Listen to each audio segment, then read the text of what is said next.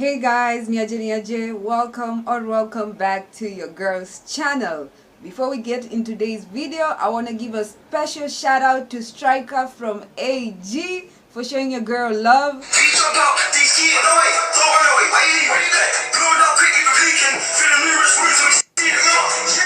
jumps out, you run away. Why you leaving? He asking you, why you leaving? You should stick around for the party. Yo, that really means a lot to me. Yeah, sometimes when I feel unmotivated and see stuff like that, bro, I'm back on my grind, like with more energy. Yes, Sirski, shout out to you. Thank you. In today's reaction, we're gonna be checking out a video by Kid Nerd. Yeah, violent backstory of the rudest diss track almost ever. Yeah, by Absav. So let's check it out. Let's go.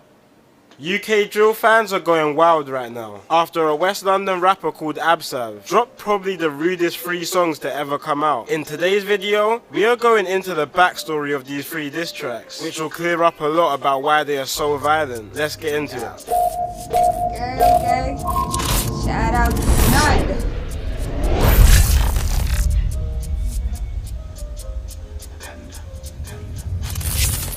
So if you're not up to date, like I said before, West London rapper Absav just dropped 3 of the rudest diss tracks to ever come out. So rude and disrespectful that it's even opening the question of if dissing the dead should be illegal. Now I know a couple of you guys probably have not heard the songs, so I put them on the screen now. But we'll be breaking them down and going through the history behind all of this. So the rapper who dropped these tunes is a rapper called Absav, who's from an area called Norfolk, at the edge of West London. And from the outside in, it doesn't look like the worst area. But Norfolk is home to Absav's gang, N-Gang. N-Gang is also part of a bigger gang across the London borough of Ealing, which is a collective of members from towns in Ealing called Southall, Greenford and of course Norfolk. The reason they're called 156 is because the areas covered in the gang are UB1, UB5 and UB6 postcodes. 156 beef quite a lot of West London, especially its surrounding areas, but they are mainly into it with a gang from Rayners Lane, which is a 7-minute drive from Norfolk where Absav is from. But 156 are better known for their feud with another gang from West London called CGM, which is infamously the gang of the big rapper Digga D. And despite the beef between Rayners Lane and 156 being more personal, most people are probably familiar with CGM and 156 issues, mainly just because CGM are much more well known than Rayners Lane, with CGM rapper Digga D hitting mainstream type of views on his songs, and other members like Rack 5. Is that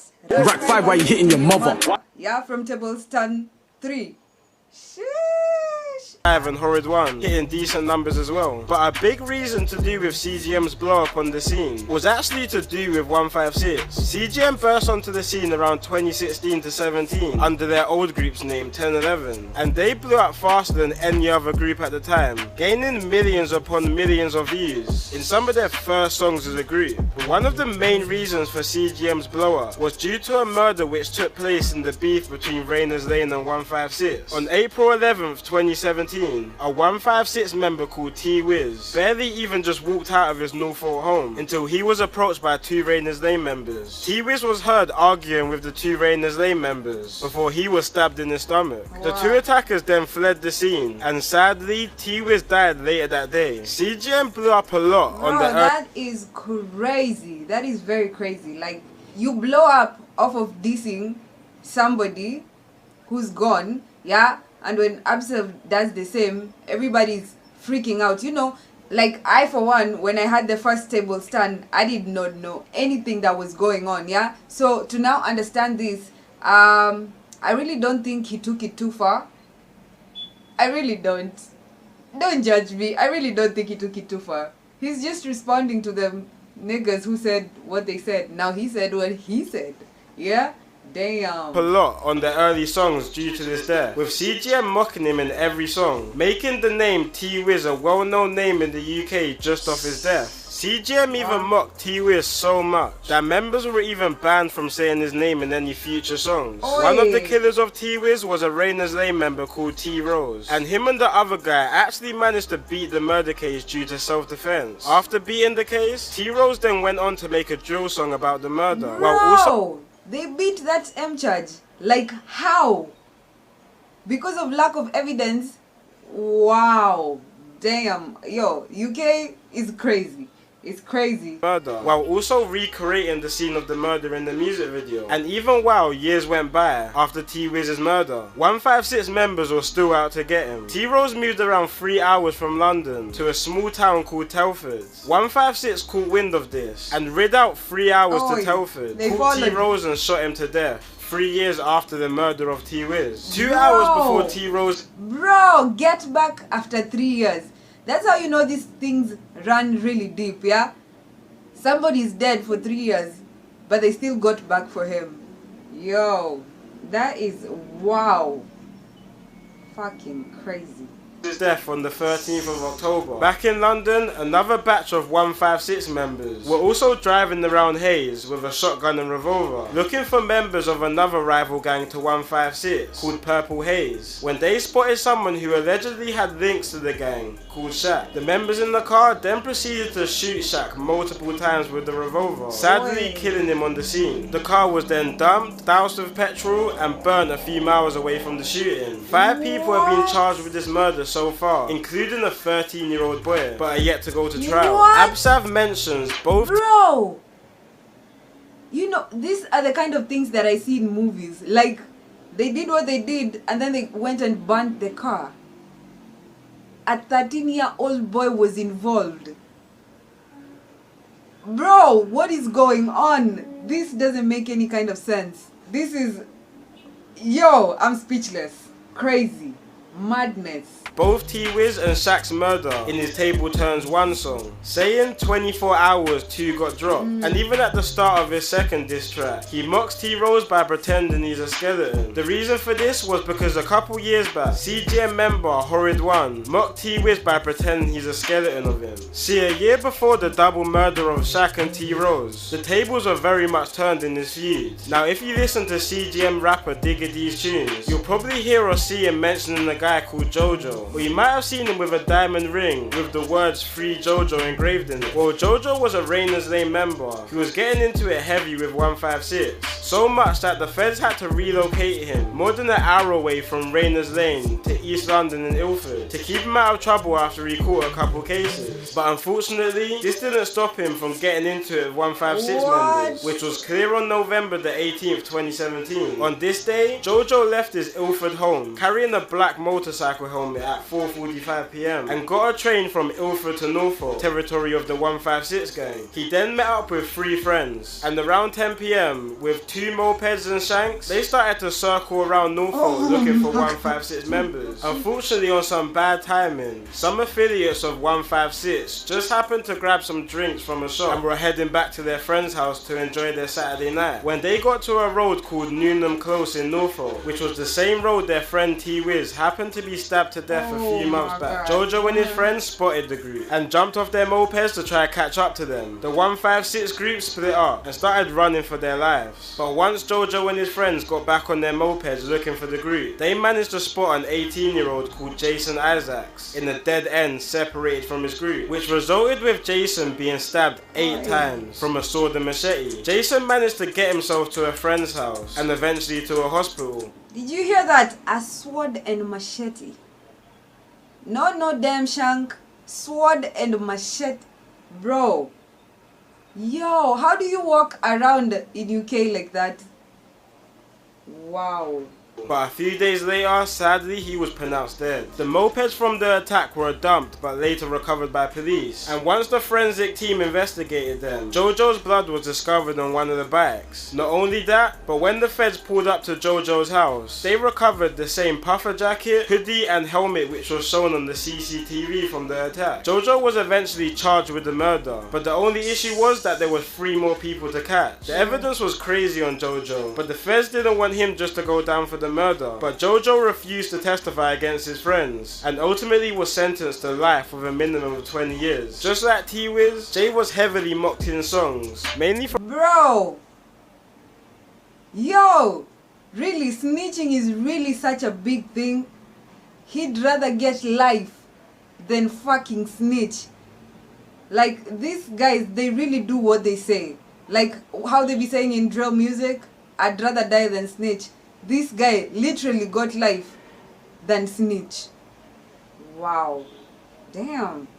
Bro, they are dedicated to that shit. The evidence was crazy on Jojo, but the feds didn't want him just to go down for the murder. But Jojo refused to testify against his friends, and ultimately was sentenced to life with a minimum of 20 years. Just like T-Wiz, Jay was heavily mocked in songs, mainly from Rainer's Lane members, with no type of remorse for the 2 young lives which were lost. And you could tell mentally this really took a toll on Absav, who had just lost 2 of his friends. In the recent interview he just done with Fumes the Engineer, he talks about how people were dissing his friends for years, and back then for a lot of people it was all fun and games, without anyone realizing that certain guys actually lost a friend in real life. He goes on to say that the reason he called these diss tracks Tables Turn, because he was just replying to all the disses his gang has been getting for years. And when we actually look at the lyrics of his Tables Turn songs, you can see that a lot of disses actually go lyric to lyric with the same disses opposition gangs have said previously, but obviously just changed up to fit the agenda of his gang. But despite all of this, some people still think Absav went too overboard, talking about a lot of sensitive situations, like a CGM member called AP's mum dying. He then even goes into dissing big UK drill rapper Russ, by pretty much saying CGM can't try what they done to Russ, with him dissing AP's mum. A bit of backstory on this, basically... Yeah, I mean, yeah, a lot of people thought, I even thought Absav went too far, but if you can take the heat, get the fuck out the kitchen, bro. Yeah, when you were dishing out the hits, you didn't think it was too much, but now that he's dishing it out, it's a lot.